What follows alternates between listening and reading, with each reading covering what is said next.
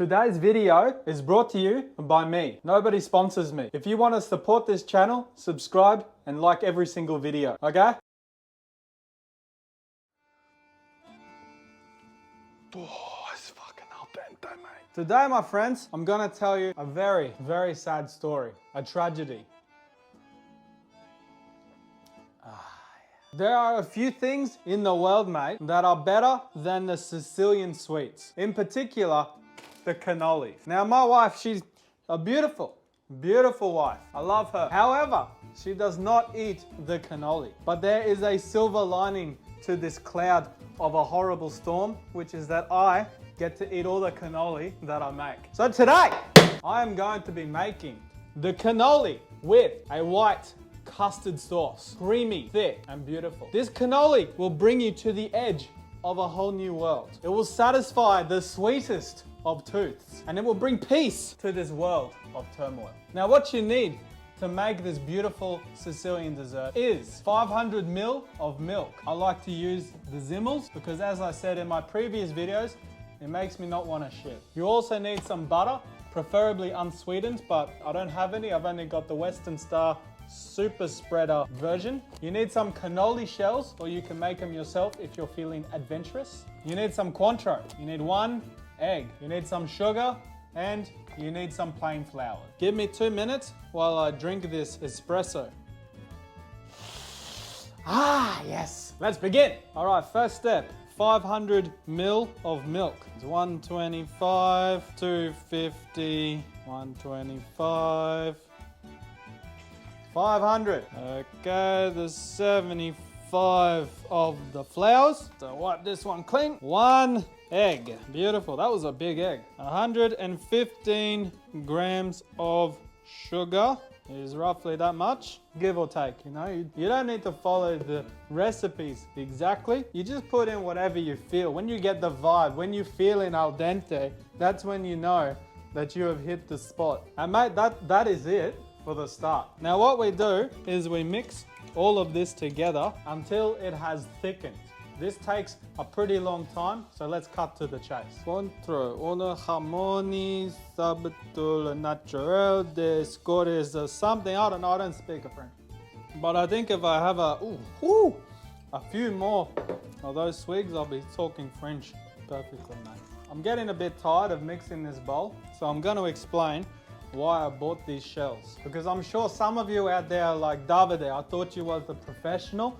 Why you need to buy the shells? Let me tell you, I'm not a professional. In fact, this is the first time I've ever made the cannoli. However, I believe that anything can be made if you put your heart into it. Now, today my heart is at the shops with buying these shells. I don't want to make the shells. I don't have the little thing to make the shells. And my mum was busy shopping, so I couldn't go over there to grab the shells from her. So I went to the shops and I bought these mini Bambini cannoli shells. They are going to be just as beautiful, if not more beautiful, than the ones that I make myself. So that is my explanation. If you don't like it, then I don't know what to do. But if you do like it, make sure you smash like on this video, okay? Mate, how long does this fucking take to whisk this shit? I've been here for like 20 minutes stirring this bowl and still like bloody waters. Okay, this has finally started to thicken. Now we need the 1 tablespoon of butter. So I'm going to add that in there. It's roughly that much. And last but not least, we're going to get a little bit of Cointreau and we add that in there. Maybe a little bit more. I quite like the Cointreau. It tastes delicious.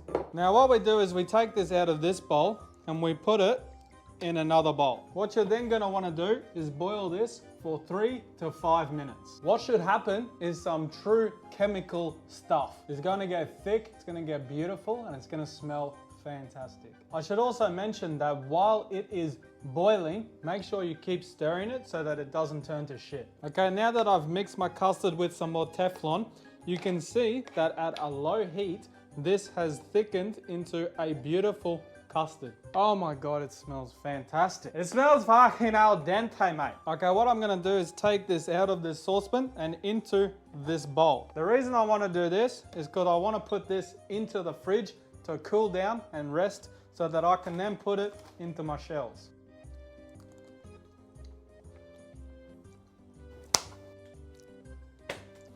Oh my God, it's fucking beautiful, mate. It's beautiful. Makes me want to cry. Okay, now this has been in the fridge for about 5 minutes. It's still a little bit hot, but I mean, I can touch it now.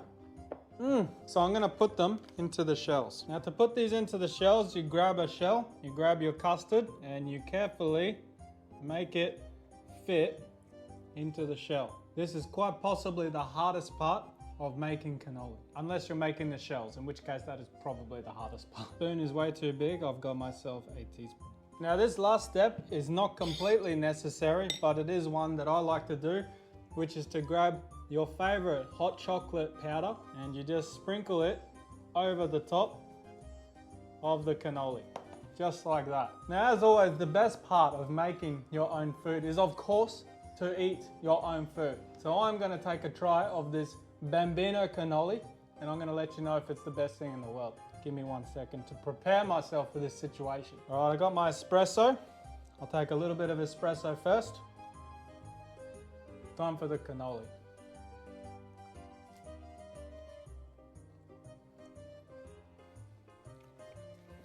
Mate, I'm actually gonna cry. This is the best thing in the world. If more people ate cannoli, there would be less war. I'm telling you right now. Oh my God.